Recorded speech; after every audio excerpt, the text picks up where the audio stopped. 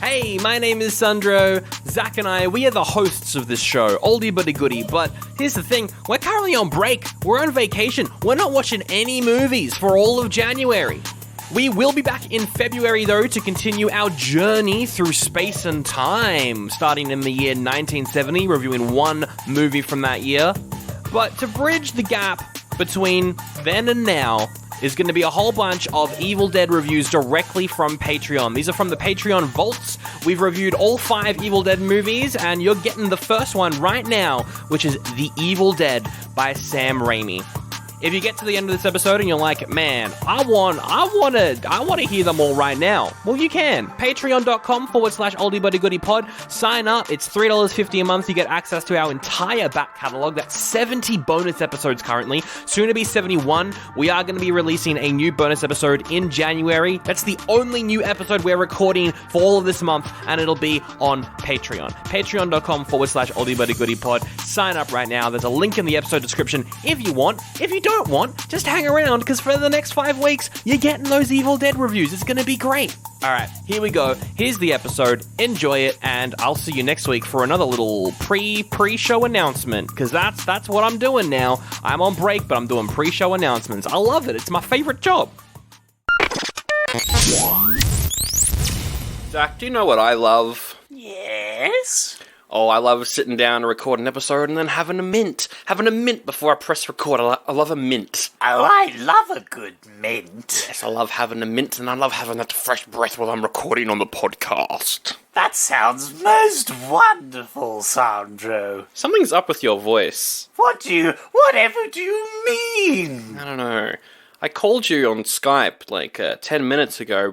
We were chatting, and the whole time, I didn't want to bring it up, but it's very obvious now that I think we're recording just how off your voice sounds. Have you, I don't know. Whatever do you mean, my good friend Sandro? Have you been drinking, or did you go to like a death metal concert or something? I haven't done both of those exact two things. Oh. Whatever do you mean?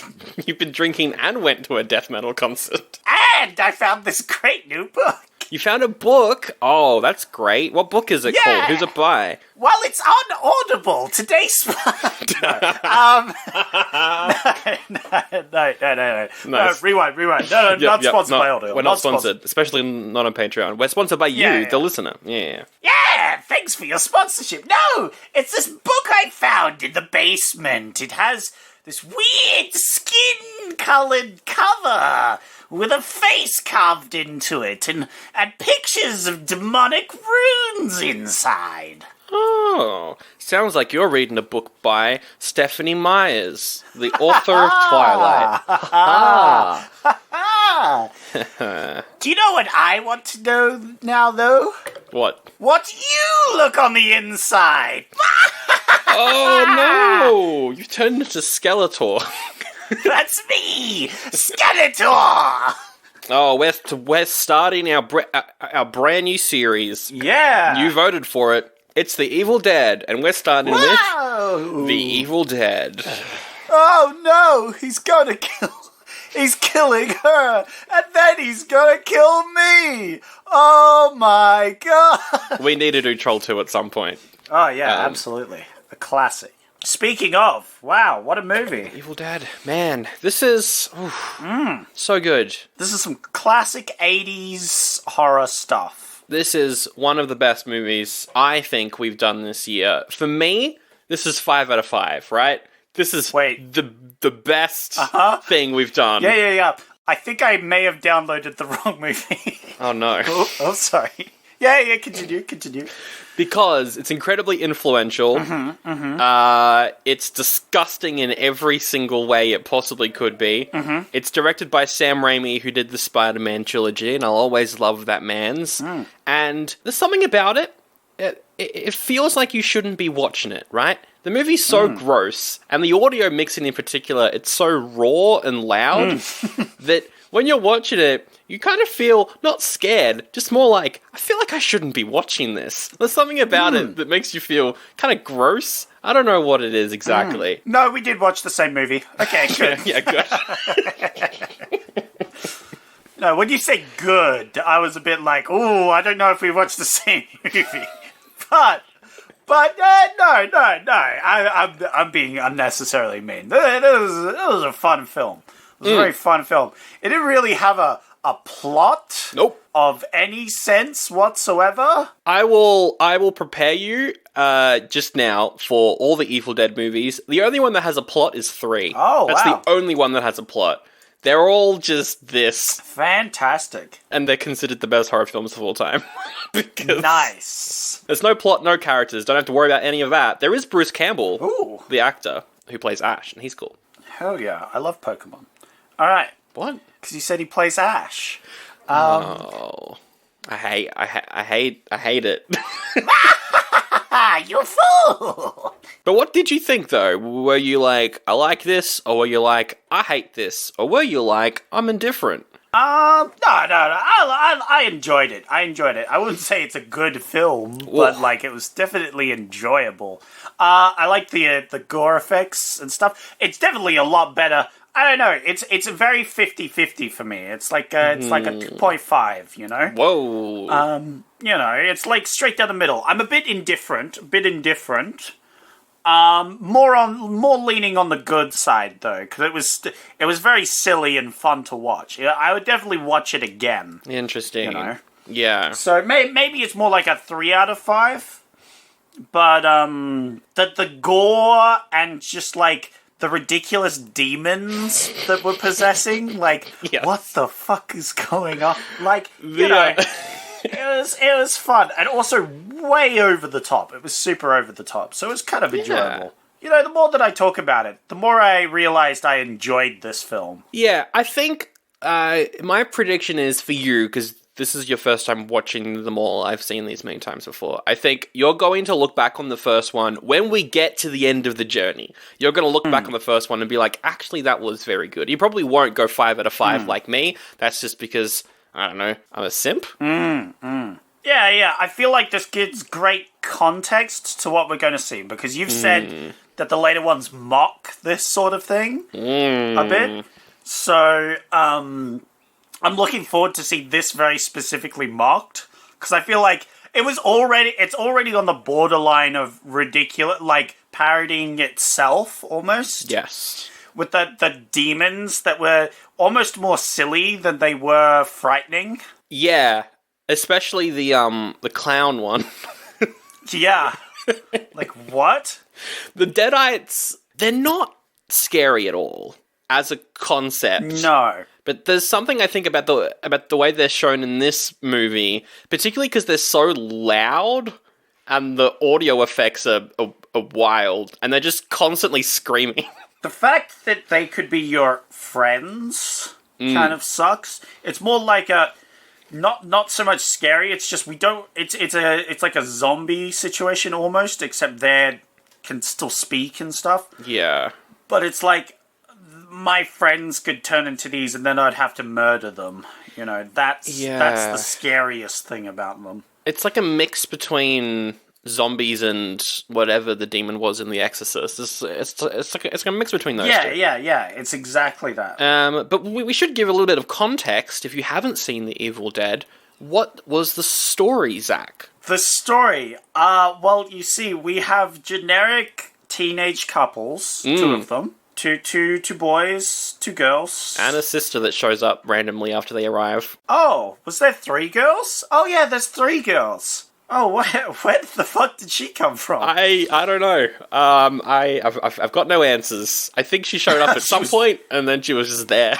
That was a question I had watching this again. I was like, where'd the sister show up? She might have been in the car. Maybe. I don't think so. Who knows? Anyway. Who knows? So they drive over to this really cheap real estate which they've purchased. It's on sale. It's in the middle of nowhere, and it's going super cheap. They bought it, but they haven't checked it out yet. You know, they bought it without checking it out. Which is the classic things you do, is you buy something without even seeing it. I do that all the time. It could have been literally just like a septic tank or something that someone just was like, oh, this is a house. That's happened to me before. I bought my cat's bed on eBay. There were no photos attached to it. And I was like, I'll take a risk. It's $2. I got sent a ght of toxic waste. Which explains, Which explains why my cat is a mutant monster. yeah. Where that horrible creature's been terrorizing Australia ever since. Exactly. I've got no control over it. They should make a movie out of me. Yeah. Anyway, they get there and they find a book and some tapes. The Necronomicon. They find the Necronomicon and the tapes about a researcher who lived there who was researching the Necronomicon. And the tapes then play an excerpt from the Necronomicon. Yep. And then the Necronomicon summons some demons? Which possess people. And then we watch as everyone but one guy slowly gets murdered and gore. Yep. And then dream sequence. And then he dies. And then the movie ends. Yep, that is exactly correct. Yeah, the Necronomicon, very much a Lovecraft thing, which there's parts of this story that are quite Lovecraftian. The visuals at the very end are. Oh, yeah, because we have, he reaches his hand into a mirror, and it's just like a basin of water. Yeah. The room just fills with blood. The sockets just, start spraying out blood, very, very, it goes, this is what I'm saying, dream sequence, you know? It just suddenly, he just starts going crazy. Yeah. So, many of the reasons why this is considered one of the best horror films of all time is the gore, in particular, and also, it was one of the first kind of notable cabin in the woods sort of movie as well. And yeah, the gore, so intense that this film was banned everywhere. For a long period of time. I mean, yeah, that makes sense. It was back in the 80s, and it's this movie particularly, one lady eats her own hand off. Yeah, that was intense. For no reason. And I was like, holy shit. They just paused the movie so she could do that. And I was like, oh my god. Okay, well, that happened. I think it's gorier than Toxic Avenger, which is the goriest film we've done. It's definitely gorier, you know. It's on the same line. But Toxic Avenger wasn't very blood heavy. There was no blood in Toxic Avenger, where this one is all blood. There is so much blood. Someone gets stabbed with a pencil and they're just gushing blood everywhere. Yeah. Yeah. Yeah, so much blood. Approximately $375,000 worth of blood. That's how much this movie cost. Wow. Micro budget. Wow. It was a minuscule budget, and I think worldwide it made 30 million or something. Massive success. Awesome. Well, that's really good. Yeah, that's the classic, you try and ban something so people don't watch it, and people go, oh, this must be good. Exactly. Yeah. Yeah, it's a bit cheaper than Texas Chainsaw Massacre, but it's kind of in that whole world. Except it's way gorier than that. That's a movie that you think is really gory, and then you watch it and you're like, this isn't gory. What are some gory moments that stood out to you? Gory moments. Well, as I said, Lady munches off her hand at one point. Very good, yes. They're about to, hit her with an axe or something, but they just kind of stop in stunned disbelief as they watch her eat her own hand off. Mm-hmm. That was one. When the corpse of his beheaded girlfriend, yes, humped the dude. Yes. That was pretty gory. What else? As I said, the pencil stabbing one. Mm-hmm. That's the first real start to the gore, and then it just only gets gorier from there. Yeah, gore doesn't start until half an hour in, maybe? And then it just escalates. Yeah. And then it starts escalating, and it gets gorier and gorier. What about you? What was your gore moments? Gore moments.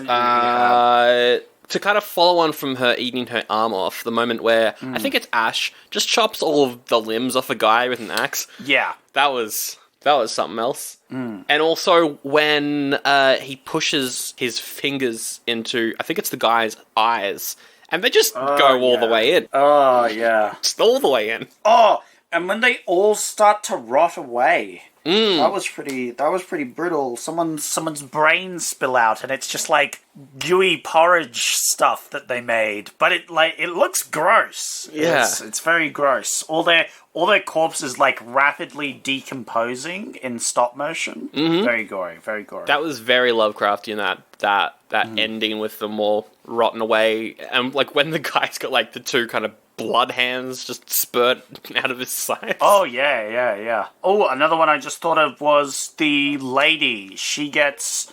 After she bites her own hand off, she gets stabbed in the back with this weird knife. Oh, yeah. And the knife siphons blood or something, and then it has like a little skull on the handle, and the skull starts like pouring with blood. That was cool. I liked that one. That was cool. It's like a sacrificial dagger or something. Yeah. And then also the big one, the one that even the director regrets putting into the movie, is when a woman gets raped by a tree.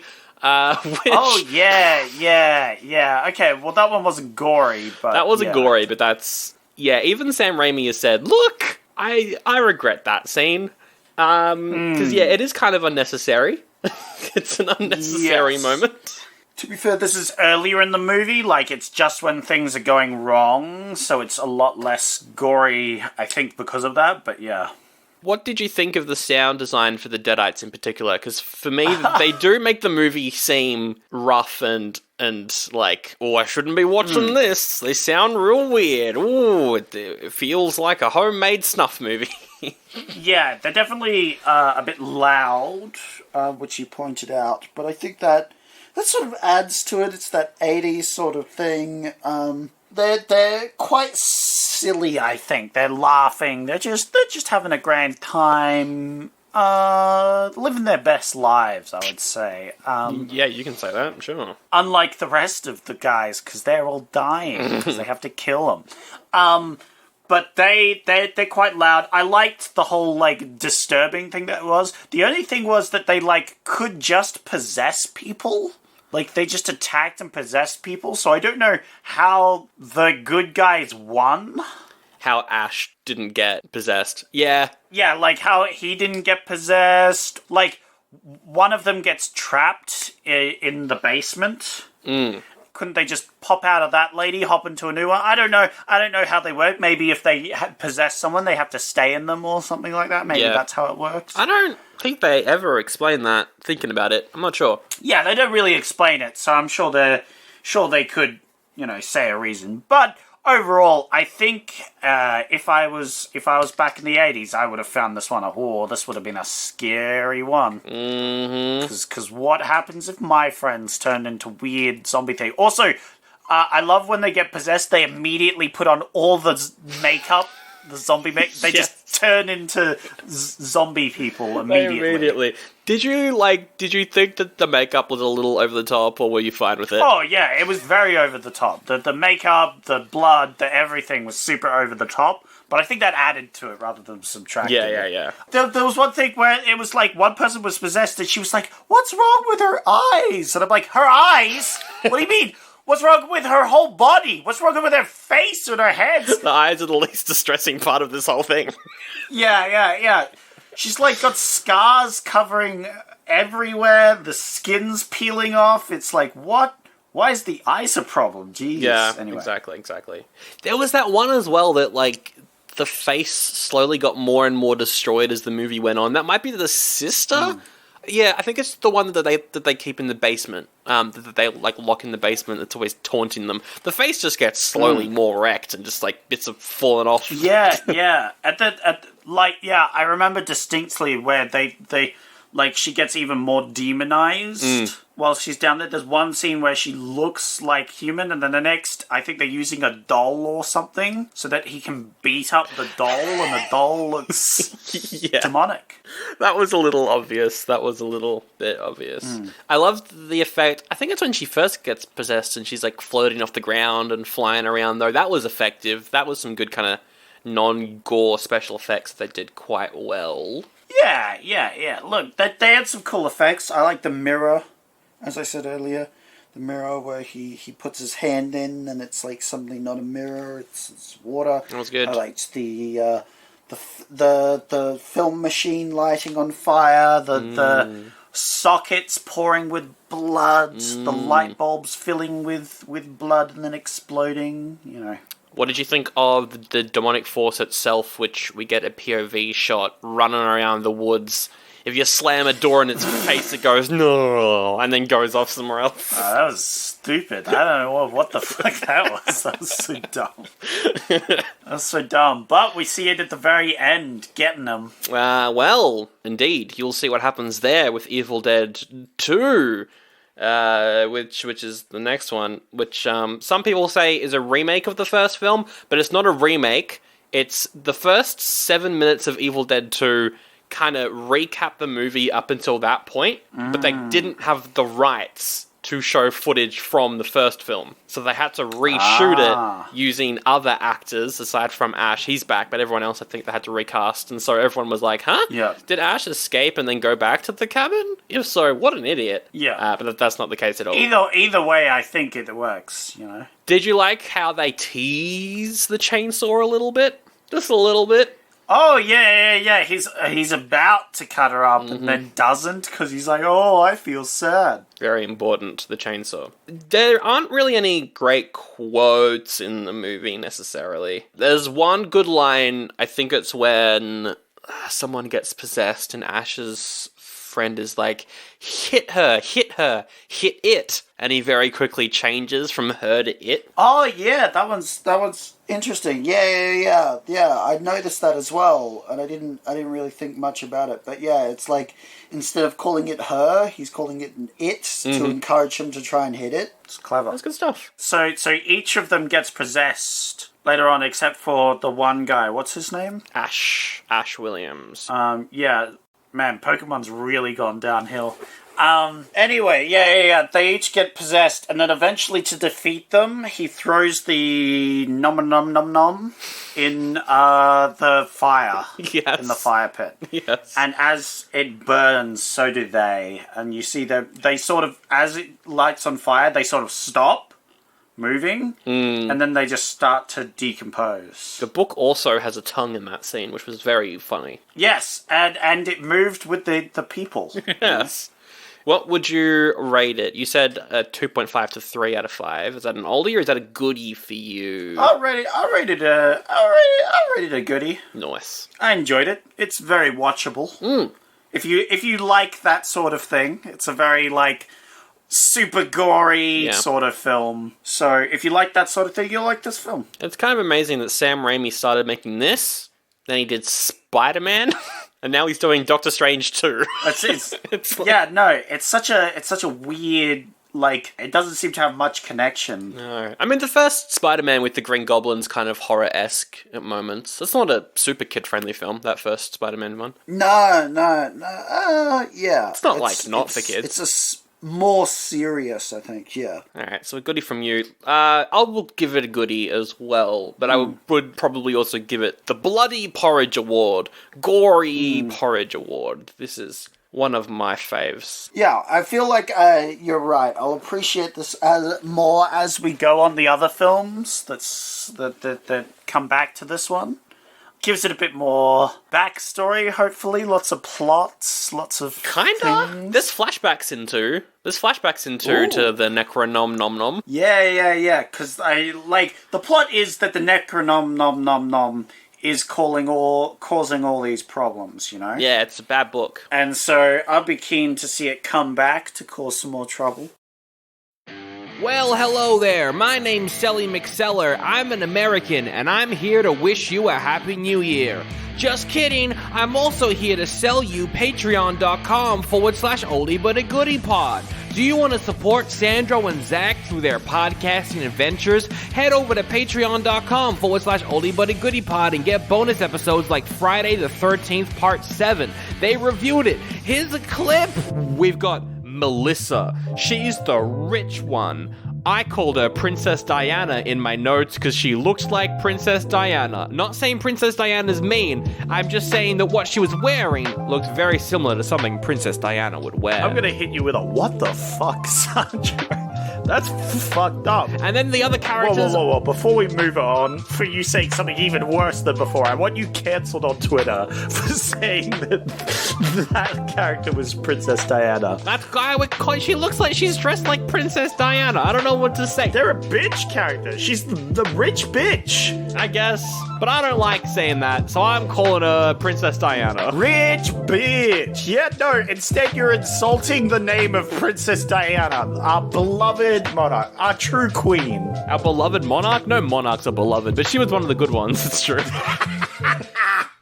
Oh my god, that was such a great clip, and you can head over to patreon.com/oldiebuddygoodypod to get every single Friday the 13th review, including that one of number 7. It's Spooky Ookie, and I'm Selly McSeller. I'm an American. Oh, by the way, head to Patreon. You can also get ad-free and bonus episodes of the main show. That's crazy. And one bonus episode a month. Sometimes 2 if they're doing a special event. It's fucking amazing. Oh, I swore I should have done that. Yeehaw! Before we wrap it up, it's time for Raven Reviews, but I'm in charge and also I'm a demon. Oh no, he's been possessed by a demon. First he possessed Sandro, then he's gonna possess me. Oh my god. You got a rating. You could guess the rating. You know how it works. There could also be no rating. This is from Lucy. Gore, heard of it. That's the whole review. Core, heard of it? Yep. 3.5. 4 out of 5. 4 out of 5. Ah, that was close. This is from Kayla. Imagine trying to eat a snack while watching this. 5 out of 5? That is 3.5. Oh, that was 3.5. Damn. This is from Slater. The main character is blood. Yep. 3 out of 5. That's 3.5. 0.5. Oh, they hated it. Wow. Okay. This is from Strick Duck. Great name. Genuinely forgot how great this movie is. One of the best ever. IMO. I always love how much this movie makes me shout "ew" out loud. Ew. 5 out of 5. That is 5 out of 5. That is 5 out of 5. Yeah. Bonus points if you guess who this review is by. It's from someone who's been on the show a lot. 40 years later, it's still some of the grossest, wettest, and bestest gore ever put on screen. Is it bad? It's not bad, no. Damn it. Someone else who's been on the show a lot. Who else watches old films? No one does. It's only Ben. Is it Jacob? It's not Jacob. No. No. Been on the show a lot, though. Is it Reese? They've been on the show a lot. It's not Reese. It's not Reese. No. Oh. They've been on the show an awful lot. So many times. Is it Rob Lloyd? No, it's not Rob. It's not Rob. No. Oh my god. Someone else has been on the show almost every episode, one might say. Oh man. I can't think of a single other person who weekly reviews movies. Anyway, what was the review? Tell me the review. Maybe I'll get it. Okay, 40 years later, and this is still some of the grossest, wettest, and bestest gore ever put on screen. Man, who would put such a garbage review on? I know, it's a terrible review. Nah, I don't know. I can't figure it out. I cannot figure it out. What do they rate it, though? I think they rated it 5 out of 5. Oh, wow. How did you know that? I don't know. But who was it by? It's me, obviously. Oh, it was Sandro the whole time. Exactly. Wow, what a heckin' bamboozle that was. And we'll wrap it up with Jamel, who says white people need to stop messing around with demons. I think that's the plot of every single horror movie that involves demons. Is some white person causes all this stupidness. 1.5. That was 3.5. Ah, okay. And that is episode. Thank you so much for subscribing to Patreon, as always. Really appreciate it. Keeping the show alive. Yeah, I'm very excited for next time where we'll see, the sequel to this. Because that's where it gets interesting. This is where the fun begins. This is what I think. Yeah, you're going to enjoy the sequels more. I know that. And thank you to everyone who voted for these. I was not expecting the Evil Dead series to win that poll at all. So now we're doing the Evil Dead. Now we're doing it, and so far so good. Yeah. All right. Well, Sandro, it's time for you to die. why? Hey, what if you put the Necronomicon on a Kindle? Can you read it safely then? No, because it gets played out a tape recorder, right? Oh, that's Which right. is technology. Yes. Yeah. So the Necronomicon on Audible would absolutely summon demons. We can't say Audible. Subscribe to Audible and you can summon demons too. Yay.